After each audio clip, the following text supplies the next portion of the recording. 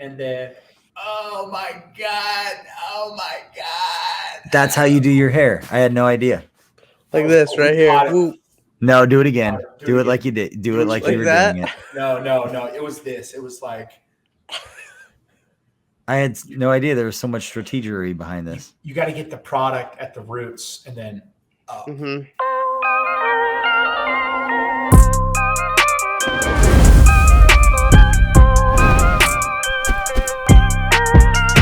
What's up, Chiefs Kingdom? Welcome to another episode of Outside the Trenches. I'm BJ Kissel with Nick Leckey and Tucker Franklin here on KC Sports Network, presented by our good friends at Jack Stack Barbecue. Doesn't matter if you're in Kansas City or around the country, jackstackbbq.com. They do ship around the country and they can take care of you. Not much better that goes together than barbecue and football. What's up, guys? Nick, I know that you traveled a little bit this week, and Tucker, you've been traveling as well, going up north as Camp TikTok has become a thing. But Nick, I want to start with you. How's the last few days been for you? It's been good. I was in St. Louis for work and hit up my favorite sandwich spot in St. Louis, and that was a good time. And other than that, just been watching a bunch of camp Twitter. And I've really enjoyed that. So I feel like I've got little glimpses. I can aggregate everyone's thoughts on there. You appreciate like a good play happening, and then you get like 87 beat writers and then 187 fans that are giving you every angle of same said play. And then like the 3 people who get the player wrong, and you know who those people are because the rest of the timeline gets the player right. It's like 87 people say like Alex Okafor with a good play, and then like 2 people are like Josh Kando with a good play. I was like, no, it wasn't. I'm not even there, and I know.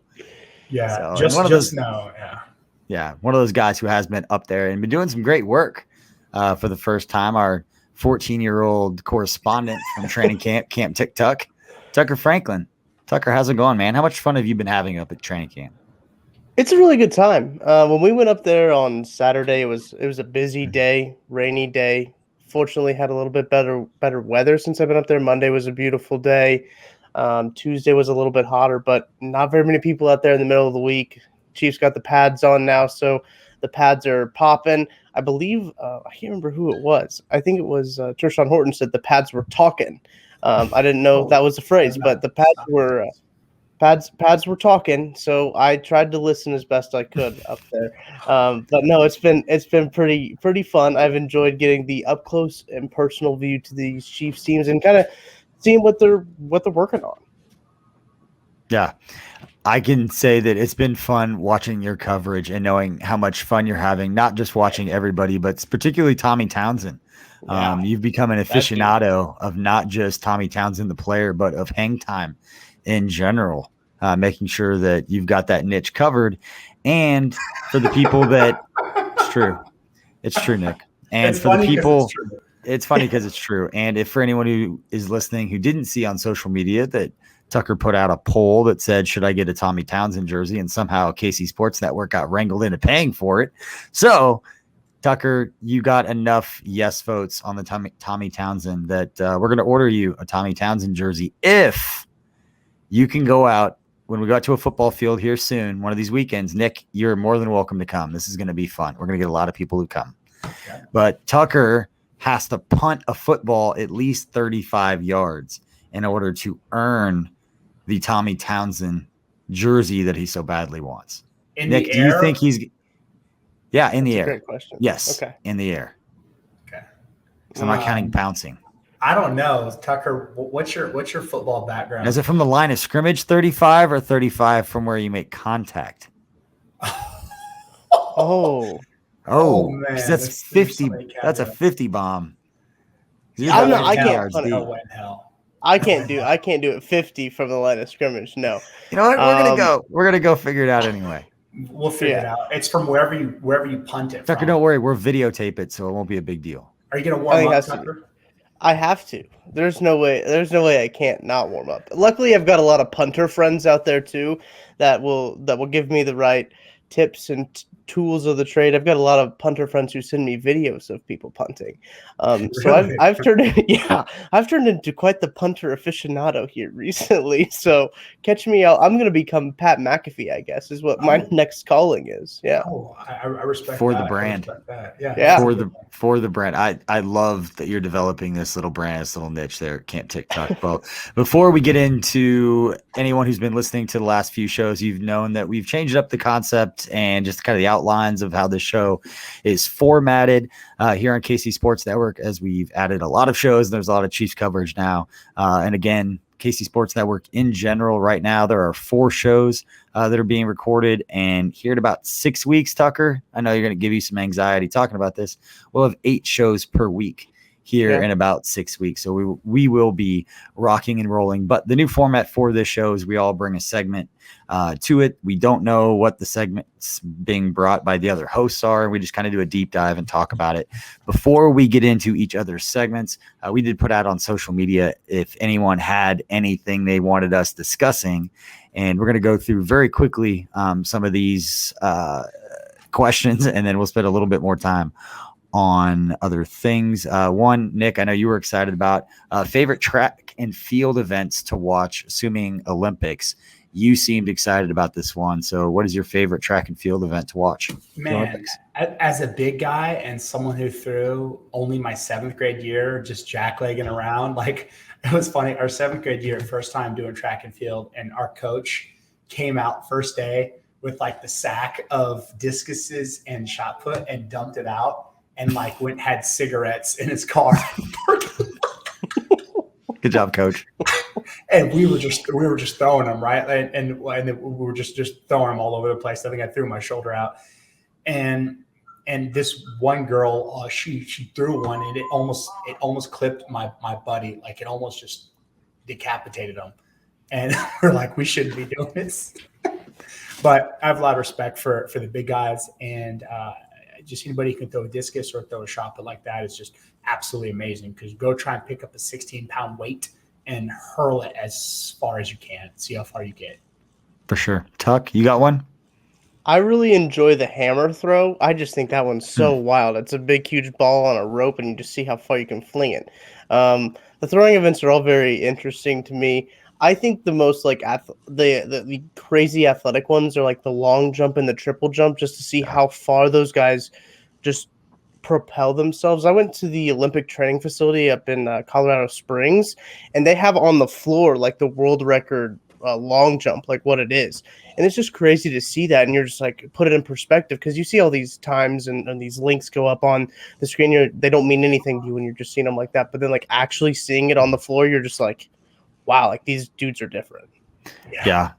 It's sometimes it's hard, and I don't know, maybe it's just me, but like the sprinters, like it's so relative because they're running next to world class. I need like a regular Joe Schmo out there running. Just give me one normal person, just to be like, oh, it's like the NBA. Like when you watch the NBA, that's why they say like you go to an NBA game and you sit kind of close to the floor. It gives you a different perspective of how big and athletic everybody is, because you watch it on TV is just relative to how big and fast everyone else is. So that's how I feel with the sprinters. I like watching the 400s though, but I want to go back, not the Olympics. My favorite like track and field events, go to like a middle school track and field event and go watch the 400, because no one knows how to pace themselves. And so you get the kid who just goes out and sprints from the very beginning and gets up by like 150 meters. And then they're like crawling to the end because they did not plan it. It was one of my favorite things to do in high school, was to watch the 400 and the kids that just didn't know how to pace themselves. So make me a terrible person, Nick. No, but I would say shout out to the 400 hurdles. That's the event of events. If you're a track connoisseur, you know them 400 hurdles are brutal. That those people are built differently, as Tyron Matthew would say. Like that's a different level of mental strength. But anyway, all right, that's one question that we've got from social media. Our good friend of the show, Aaron Borgman, compare and contrast late night Taco Bell runs in St. Joe versus KC. Didn't do a lot of late night Taco Bell runs, Aaron. You should know this because the snacks at the cafeteria at training camp were pretty good, and it was always open for about an hour and a half. Also a friend of the show, Cammie Darnell, asking BJ favorite after hours camp memory. Probably going to get snacks, hanging out with Matt McMullen, watching Marvel movies was always a lot of fun. I enjoyed camp. The importance of camp tuck coverage from our guy Zach. I want to ask you again, Tuck, because it's been a big thing. Nick, What go is ahead. that? What is? I'm out of the loop on this. Explain. He has been killing it at training camp with videos and just analysis. He's having a good time. It's like every report. This is not a slight. It's like every reporter's first camp where they go and like start covering it a whole lot. Like you get excited and you're like, oh, this is cool. I think that's where Tuck's at. He's in that like honeymoon phase of covering training camp. He's not jaded yet and drinking whiskey under the bleachers somewhere, catching camels. It's true. It is still the honeymoon phase. But the TikTok comes from, I posted one TikTok. I still only have one TikTok on my TikTok account, and it was making fun of the Pittsburgh Steelers wide receivers and Juju Smith-Schuster with the little dance they would do. I believe my caption was, "This is my application to be a Pittsburgh Steelers wide receiver," with the little dance. Good joke. Very strong joke. So I'm proud that that's my only TikTok. But ever since then, everyone's known me as a TikToker. I've been the TikToker on Twitter. And then Craig just shortened it. Or no, it was Kent. Swanson shortened it down to TikTok. Just to kind of make it a little bit easier. And now that I've been at camp, they've combined TikTok and camp with Camp TikTok. It's actually a hashtag now. The guys were on their film room earlier, subscriber only film room. So make sure to go to kcsn.substack.com/subscribe to go subscribe so you get access to those film rooms that those guys are doing every week. They were talking about Camp TikTok, and make sure you're using the hashtag Camp TikTok. But that's what I've been doing, going out there, filming some one-on-ones. Somebody tweeted at me today because I wasn't at camp. I took a day off, and someone said, if there's a one-on-one and Tucker isn't there to film it, did it even happen? So we're not sure. Still undecided. But yes, I will be there for Thursday and Friday and Sunday and Monday are the tickets I have so far. So yeah. That's awesome. Wow. This guy is getting after it. I want to know how you feel after that, on that last day. That last day of, are you still feeling are you still in the honeymoon phase is what I'm going to want to know. I'm going to want to know how many times the Chiefs changed the location of their team session so I don't get clips from there. I've been there twice and they've changed, the fields, because like one time they do the session. They go back and forth so they don't tear up the same field 2 days in a row doing 11 on 11. Well, BJ, it makes me feel better about myself thinking that they're moving it because of me. So let me just keep thinking that way. For anybody who ever goes to camp, if you want to know where they're going to do 11 on 11 or like what coach would say, like the most important team stuff, look and see where the tall cameras are set up, the tall poles and the little like fancy cameras they have now. Those will be set up on the field that they are doing 11 on 11. Normally on the weekends, particularly Saturdays, they will do it on the field that is closest to the bleachers because they want to give fans that closest action. So normally on like a Monday, like you would be then on the other field, just so they don't tear it up, because those are some big boys tearing up those fields, getting out there. But let's move into the next part of this show, Nick, and let's start with you and whatever segment you've got for us for this week's show. What do you got? What do you want us to kind of dive into here on Outside the Trenches? So this will be a multi-layered Rodney Dangerfield back to school question with like one question, 47 subsets, like his final exam. Tucker, you need to go see that movie. It's a really good movie. Okay. I'm not even going to ask you to see it because I haven't. I know. I didn't ask. The Triple Lundy. What was it? Yeah, was back to school? Yeah. Triple. I got Lundy, Triple Lindy. Yep. Exactly. Triple Lundy. Something. Yep. Mm-hmm. Nailed it. It's a really good one. I'm proud of myself. Okay. So who are like the top 5 coaches right now, like consistently over the past 5 years, right? Mike Tomlin, Harbaugh, Andy Reid, Belichick. Can you consider Arians? I mean, that was kind of he's a good manager, good coach, decent. What do they have in common to you? Are they fire breathing coaches, or are they just chill human beings? I'll go first. Because I don't think there's one right way to do it. I think the one common thing that all successful coaches have, and it's hard with Belichick because he was tied to Tom Brady for so long. But when you look at a guy like Andy Reid, or even now like Sean McVay, some of these younger coaches, their ability to adapt their offense to the talent that they have at quarterback. So when you see coaches that have had multiple success over multiple styles of offense or defense, if that's what they're running, that they can kind of tweak what they do, not in huge ways, because you do what you do.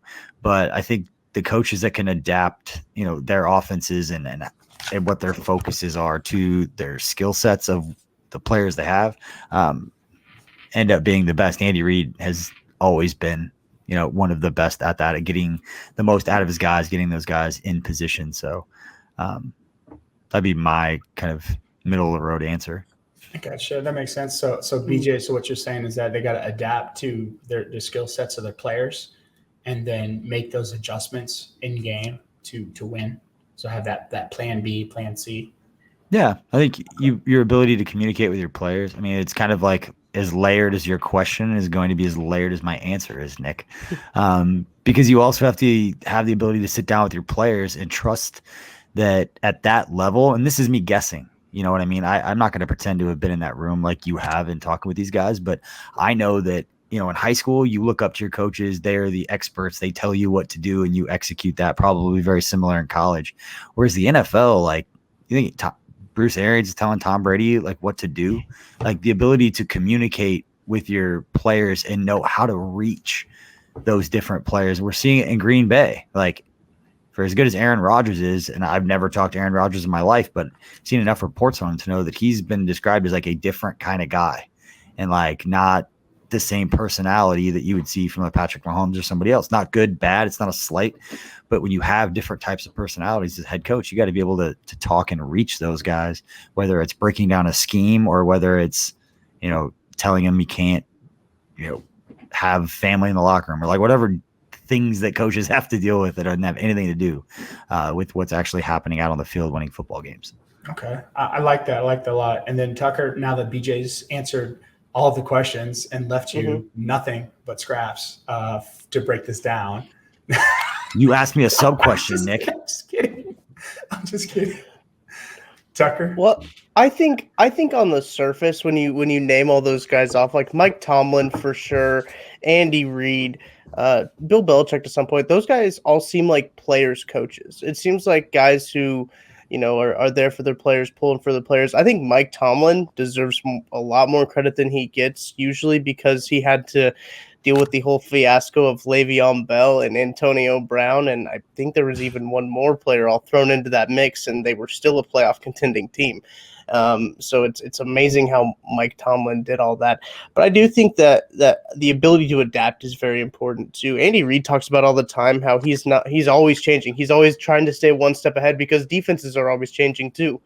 I think that's a really good example. And for the Chargers, I can't remember who they just hired. Brandon Staley, I think is his name, as their head coach. He's a very offensive-minded defensive head coach, if that even makes sense at all.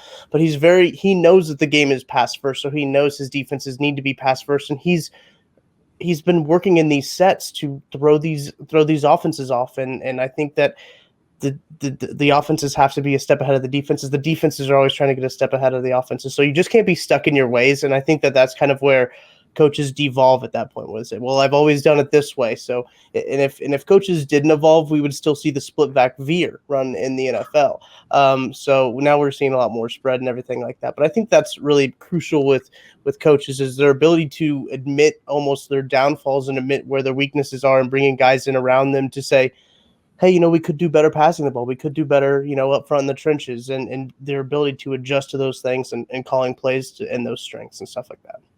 I like that. And I heard what you said. You said that you player coaches, which I agree with, and you got to have player coaches, and you got to have guys who it's an open book, an open forum, adapt, change, and evolve. I think that's the name of the game. And guys who are stuck in their ways, then you lose players, you lose games, and then no one wants to play for you, which is kind of like the Giants right now. Yeah, right. I was just going to bring that up. Nick, did you ever play for a coach who made the entire team run laps if you guys screwed something up?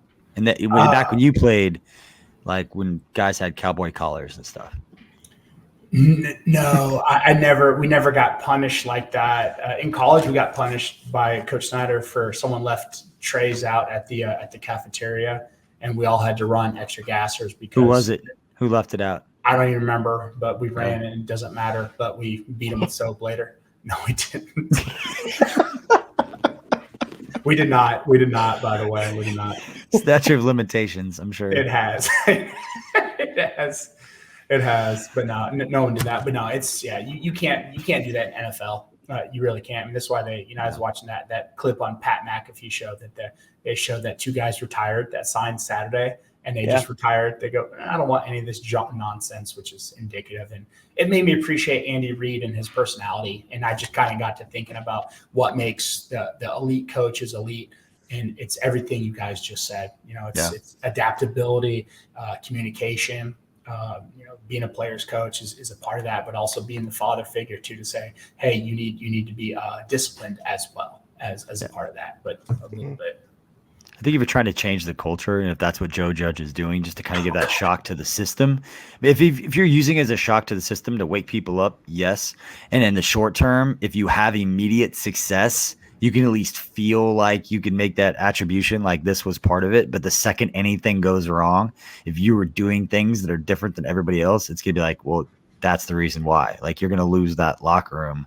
You're going to lose grown men who are being told they have to go run. And they're like, I ain't going to run. Not how this works.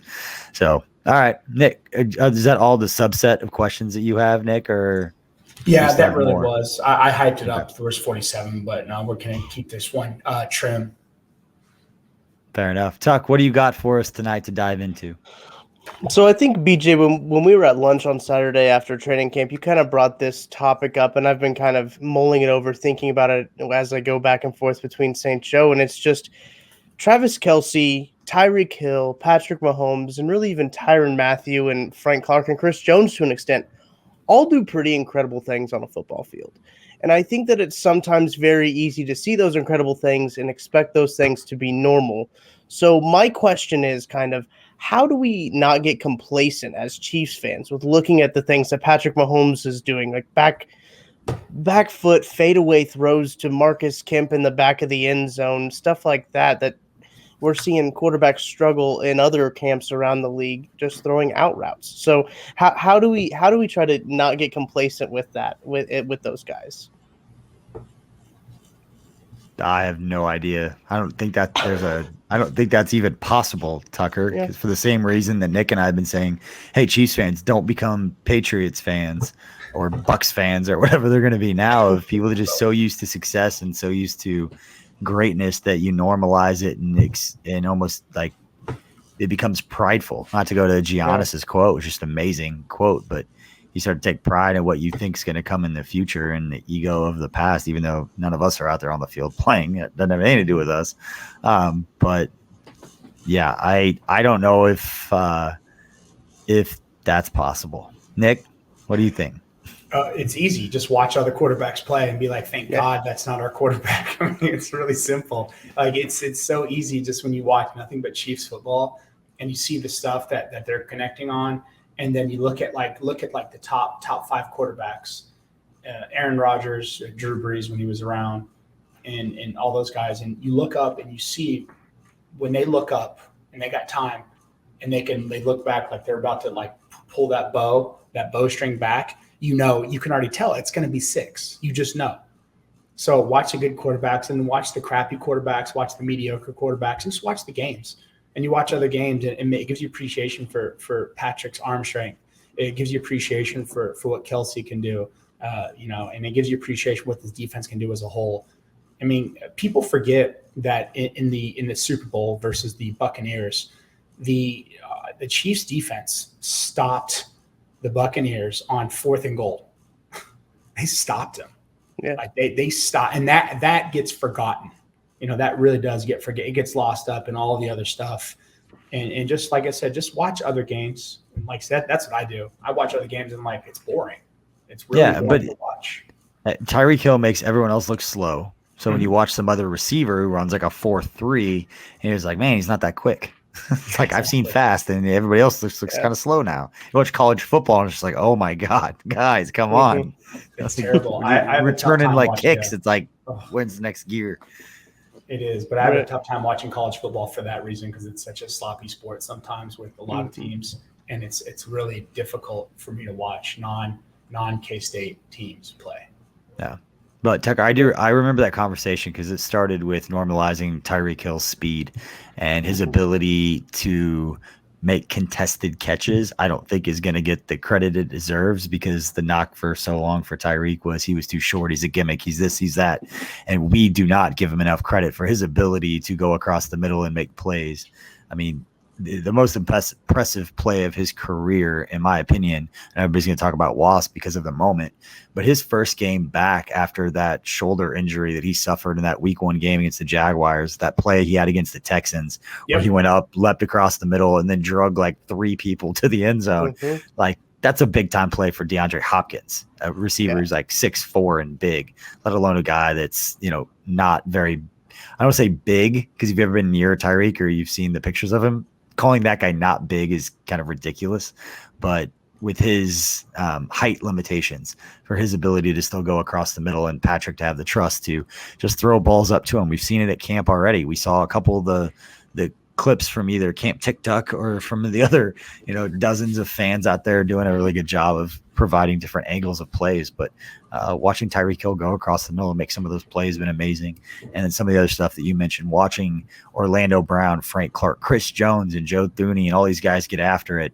And then fans can argue about Chris Jones dominating. Well, does that mean Joe Thuney sucks? It's always my favorite part of camp is you can always see the bias in the media, or if they're in a good mood or a bad mood, based on, are you going to say it's positive? Because I was Chiefs.com for 6 years. So I was just like, hey, somebody was always doing great. Like I never focused on the bad. It's like, hey, they were great. And it's like, who were they going against? Like, I don't remember. I couldn't see the number. It's like a plainly marked like 20. It was like, that's definitely not Steven Nelson. Like that was definitely not Steven Nelson getting beat. But anyway, yeah, that watching the guys at camp get after it and watching those guys get better. And I even put the thing on Twitter about Tyrann Mathieu running over and celebrating on L'Jarius Sneed about 30 seconds after the play was over, which means I think Tyrann had to run quite a ways over there to celebrate, which is what you want to see in the middle of camp when guys are starting to get still kind of early, but guys can start to get sore. They're getting a little tired. A lot of that energy and a lot of that kind of excitement about everything wears off over the next like 6 to 8 days of camp, and you get into those dog days, and that's when you see the fights start happening. That's when you guys get a little tired. They start playing through the whistle. Some of the stuff Trey Smith's doing, I'm sure some of the veteran defensive linemen might not appreciate it here in about 8 practices, so we'll see what happens there. Yeah, and I think that's a good point, Nick, that you brought up. Is I remember I think I tweeted out during the season last year as like I can't watch any other football now that I'm so used to Patrick Mahomes. Like Patrick Mahomes has ruined football. It seems like every time I go to watch a football game, I was like, oh, this guy can't throw it 50 yards down the field off of his back foot. Why am I even watching this football game? And then like Tyreek Hill too, he's making great contested catches. I believe I tweeted out one clip of him over Mike Hughes. Granted, they weren't in shells or anything like that, so it's a little hard to judge contested catches when they're not wearing anything like that, when it's helmets only, but still went up and got it. Travis Kelce made a good contested catch. We obviously know Travis Kelce can do whatever he wants, it seems like, in the middle of a football field because he just hones his space. And I think that's something that's a little the Chiefs fans have had a taste of the Tony Gonzalez dominance of being a tight end and also a receiver at the same time. But I think that Travis Kelce is a whole new beast when it comes to that because his versatility has been amazing. And Noah Gray too. I mean, I talk about Travis Kelce and it just leads me right into Noah Gray because Travis Kelce is super hyped about Noah Gray. And it means, how can you not be hyped about Noah Gray when Travis Kelce is excited about him? Somebody asked when we put out there, can you guys talk about like the 12 personnel sets and what you can do? And it's just like deja vu going back to, Anthony Fasano, and we've got this young Travis Kelce kid. Like maybe we could do some 12 tight end, like some 12 personnel and, see what kind of mismatches you can get. And then what kind of conversation do you have? Like, how do you do that? How do you break that down? I'm like, well, we've got loads of content from like 6 years ago breaking all this down. Like, can you get them in a base defense? Are they playing nickel? And then where do you find your mismatches and all that kind of stuff? But guys, I'm going to transition to the last segment here real quick. And what I've got. And we've spent the last probably 3 episodes talking through different parts of training camp, things we were excited to see, things that we wanted to see, things that were important to see. And now kind of since Camp TikTok has given us some updates, things that are happening up there with guys like Trey Smith and Creed Humphrey and some of the guys we've been talking about over the last few weeks. But right now I want to give all of us an opportunity, and not to call your shot, but to kind of go on record with a take or a point you have of something you're excited to see or something that you think is kind of starting to come together in some kind of way that you think will affect games by the time we get to the regular season. Because we can talk about Noah Gray all we want. And I don't want this to come across the wrong way, but at the end of the day, how many 12 personnel sets are we going to run in a regular season game? Right. And if we aren't running 5 to 7, and how many of those plays are going to be 11 personnel where Travis Kelce's not on the field?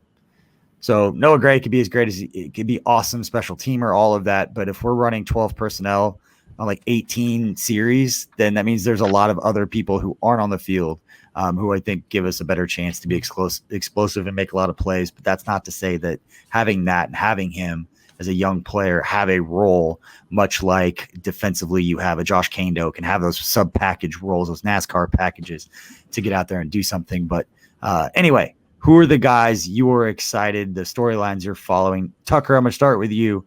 What's the storyline you're kind of following, and what do you want to go on record right now saying, this is how I feel, this is what I think is coming? I think Devon Key has been one of those stories that is another guy that Brett Veach has found in the undrafted free agent market that looks like is going to pan out. Tershawn Horton, a guy last year they found in the UDFA market who is seemingly a success story. If you're getting rotational snaps as a UDFA in your first year, I think that's a success.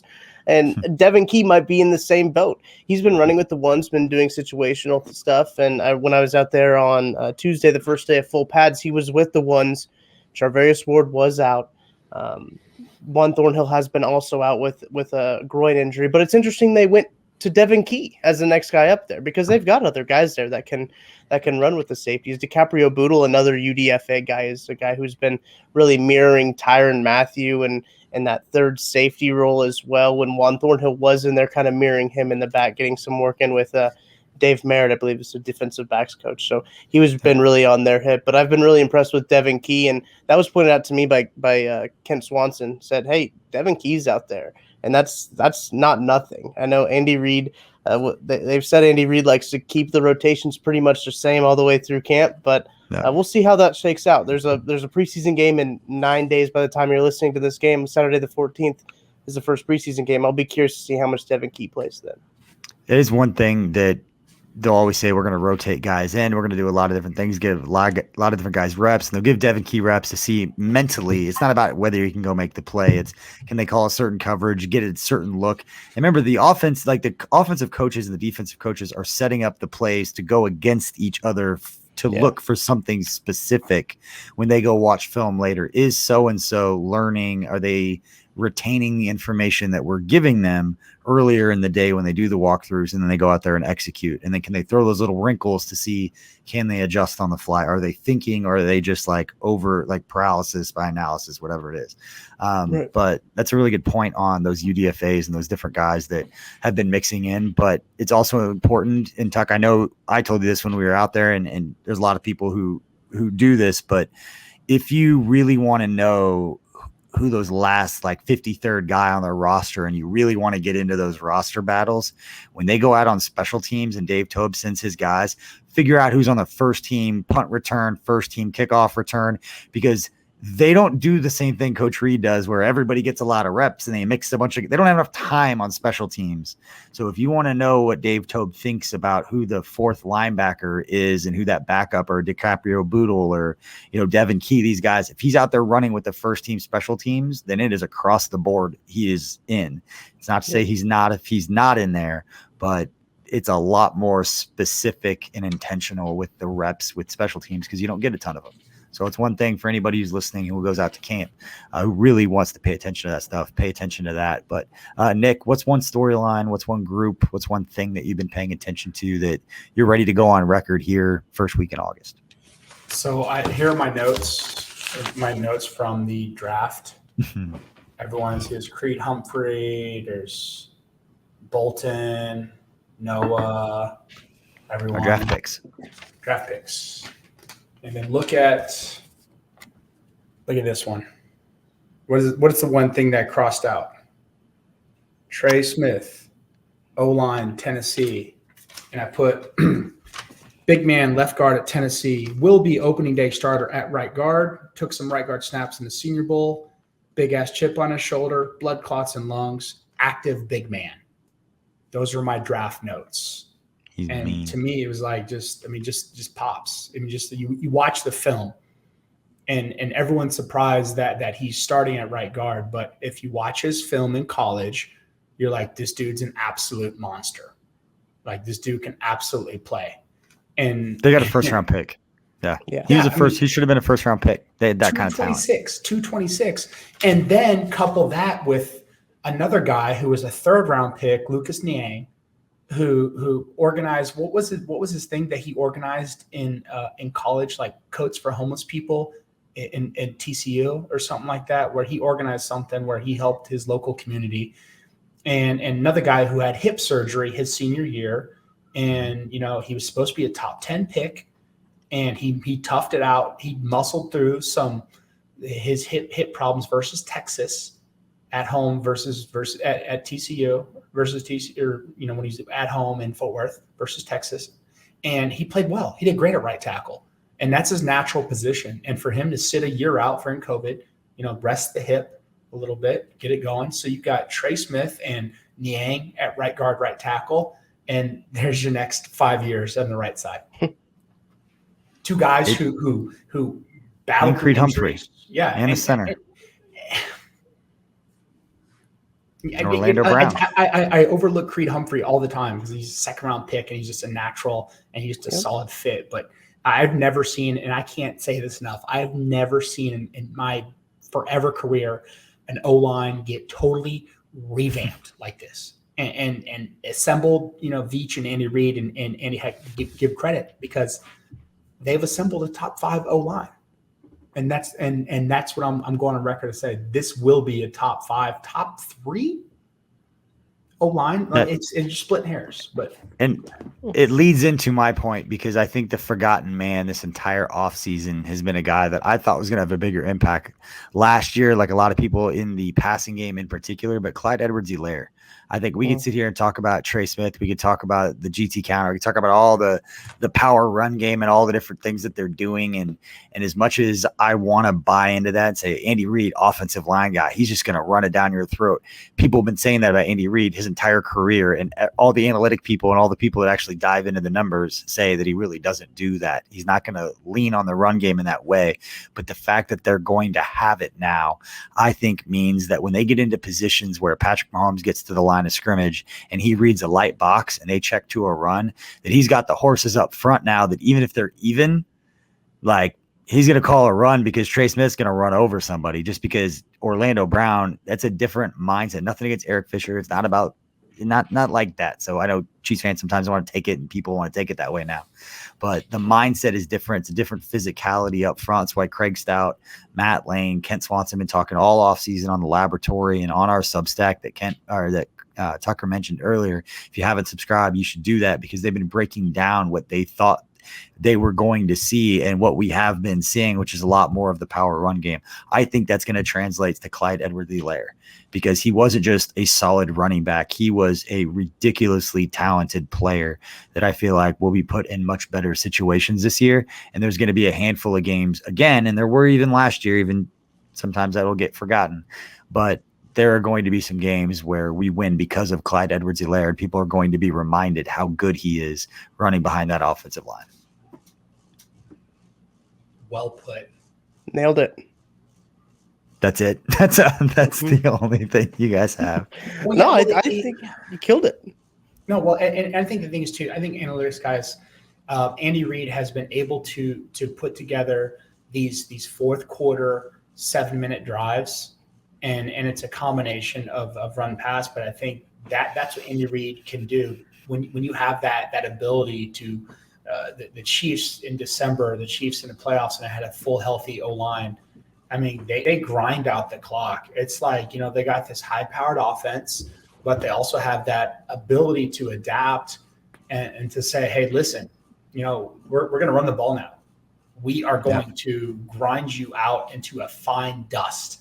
And you just go ahead and look at the box scores or the drive chart and say, to close out the fourth quarter, 10-play drive, 8-play drive. And, that's what Andy Reid does. And not to push back, Nick, but you and I have talked about this so much and just conceptually, because we weren't breaking it down, not trying to say this is what it is, but Andy Reid's offenses, especially when you look at the center position, they're always smaller. Mitch Morse, Rodney Hudson, these are smaller guys who can get out on the angles and run a lot of those swing passes that you don't realize is a screen until you see Mitch Morse is 25 yards down the field blocking.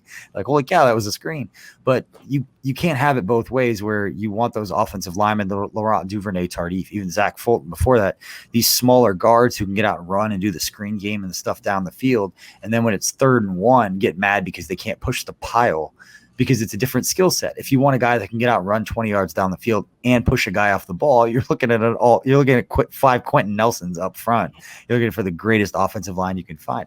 I think what's interesting with this group is that it is a little bit different. And Laurent Duvernay-Tardif, as physical as he is, and as much as Coach Reid loves his finishing ability, he's not finishing like we've seen from Trey Smith already. That's not the same type of player. So when it's 3rd and 1, we have a player now, and not to crown him that already, but we have the makings of an offensive line and a Clyde Edwards-Helaire with his low center of gravity, those hamstrings and those quads, like, to get that first down when it's 3rd and 1, just run it off the right side. Creed and Trey will take care of it. Clyde's not going backwards. We'll be fine. It's been a while since I felt comfortable with those short yarded situations, because Nick, as you and I have talked about, what kind of offensive line are you building? Seems like they've always gone to the athletic guy who can get out and run. And now, not that these guys can't run, but they've got that physicality side that's a bigger, I guess, tool in their toolbox than the guys they've had in the past. It just made me think about this too, is sometimes some gripes I've had with these Chiefs offenses is that, they come out to these big leads and sometimes they have a hard time icing the game out, right? Holding the ball on for a little bit. So you do see these scores get a little bit closer with this new rebuilt offensive line and kind of more of a run blocking power focus to it. This will probably help them ice these games out a little bit more. I'd expect to see a larger margin of victory with these Chiefs teams now. Yeah, and I absolutely agree. And I think it's akin to, especially during the regular season, when you get up on someone, you don't want to empty your gun, empty the clip, as they say. You don't want to show a lot of plays, and that's why teams are able to recover. Because there's a natural, like, when you get up 3 or 4 possessions on the team, there's a natural, like, okay, I'm gonna step off the throat because we need some for later, and we want to hide some of the plays. And it'll be different. It'll be very different, because then you can open up your run game arsenal, and you can, okay, we'll show you whatever we got in the run game, because we're looking, you win the game with passing and running, but it's majority passing now, and most teams are 75% that way. And if you run the ball, great. It's what it comes down to is, and I think it's what Andy Reid teams are good, is with this O-line, however you want to put it, whether big, little, whatever, it's TDs in the red zone. And I think that's something with, they struggled early on with some TDs in the red zone that weren't sort of like these trick plays. And now you can just be straight up, be like, okay, we're going to run, zone to the right, zone left. We might pull somebody in the goal line. And that's where this O-line is really going to be at its peak, is getting running back touchdowns in the red zone. Yeah.